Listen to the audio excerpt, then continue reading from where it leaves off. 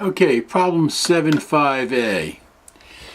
This company, and the company we're dealing with, we have to keep in mind, is OHLM.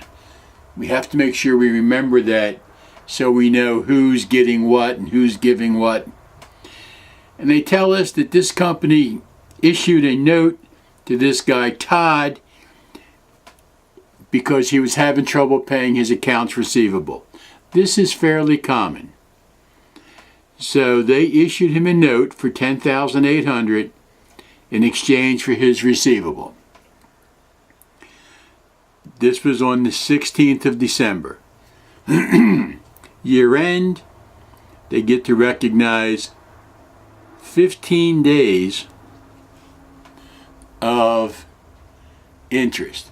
Now, since we all live and breathe in an Excel world, it's pretty easy to do interest by the day. 360 is a convention that's been left over from years ago when we used to do accounting literally with slide rules and adding machines. But we still keep 360. It's just something that we hold on to. It's near and dear to our hearts. But we use actual days. If you wanted to, instead of using 360, you could use 1/12 because it's for a month, times 1/2 because it's for half a month, times the 8%, times the amount, and that'll give you the same number or damn close to it. But that's what you have to do. You have to recognize the interest as it comes due when you close for the month or the year, whenever. Okay, now on the 14th, a few weeks later, they received payment of the principal and the interest on the note. So this guy who couldn't pay them in December could pay them in January. So with these, I always like to start with the easy parts first. We know that the note receivable is going away. So let's credit the receivable. So we're going to credit the note receivable for $10,800. Now we have some rent or some interest, which is money rent due. So we have half of February and all of January. That's 45 days. So 45 over 360 times 8% times $10,008 gives us the interest revenue. So we'll credit interest revenue for $108.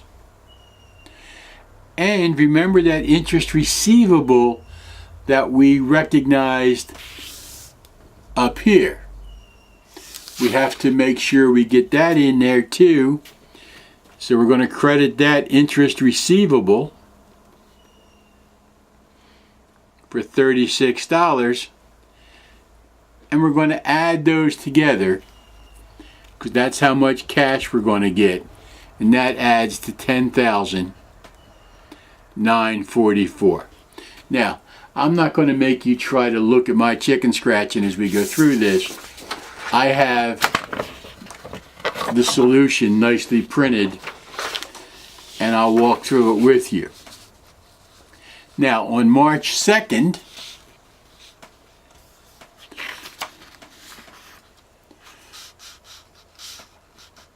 they tell us that we accepted a 8% 90-day note from Midnight Company. So once again, we reduced Midnight Company's accounts receivable and exchanged it for a note receivable. And companies will do this because a note is a legal contract. It's easier to enforce than an account receivable.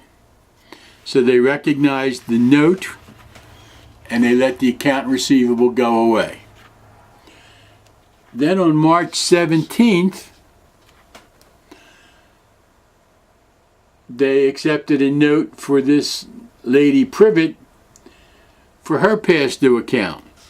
Now I got to tell you, if this client were my client, I would be having a come to Jesus talk with them, because they're accepting lots of notes and they're not collecting their accounts receivable. I think they need to have a new account manager for accounts receivable. And I'm not saying you get Guido out there with a ball-peen hammer, but you can't keep collecting your receivables by issuing notes. But that's, again, what they did. They issued a note for $2,400, that's the asset of value, and they credited the accounts receivable. Now, here's the problem. Well, not yet. Yeah, here it is.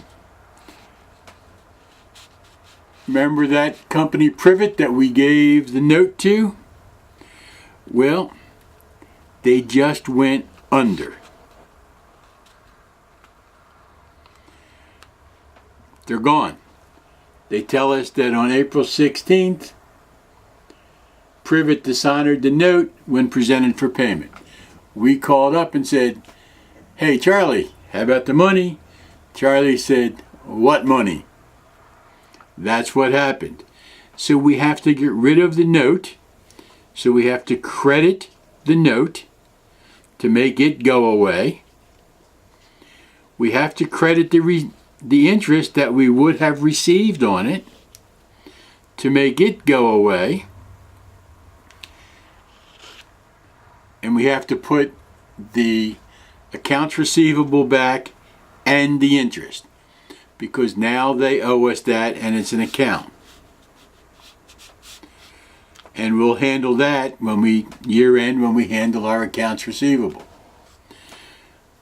Okay, now we're dealing with Midnight Company. And any company named Midnight, in my opinion, is a little bit shaky. The only companies I know named Midnight are either strip clubs or selling hot auto parts. Anyhow, this Midnight Company exchanges on the 31st. Let's see, they say they refused to pay the note that was due. So they have to, again, write off their note receivable, recognize the revenue from the interest that they didn't get, and put it back in accounts receivable. Now, it would be really weird for a company to have this many notes issued and dishonored, but it's good practice. And if your company has that many dishonored notes, you probably want to start looking for a job, because they're going bankrupt soon. Okay, now on July 16th, Midnight came to Jesus and decided to pay the money. So we recognize additional revenue. We recognize the accounts receivable with the last bit of revenue, and we add together to come up with that number. That's called a plug number, where we have to add to get it. There is no way to compute that. And keep in mind, we're doing the interest computations by the day. If I were doing this, I would do it for half a month. I would not do it for 16 days.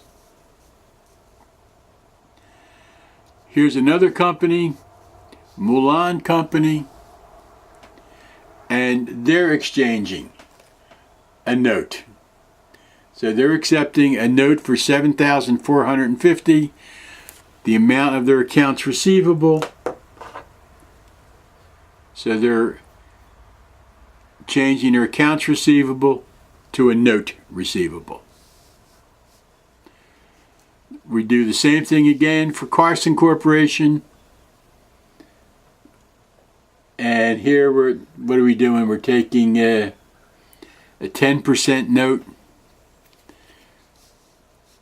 So we have to record the note.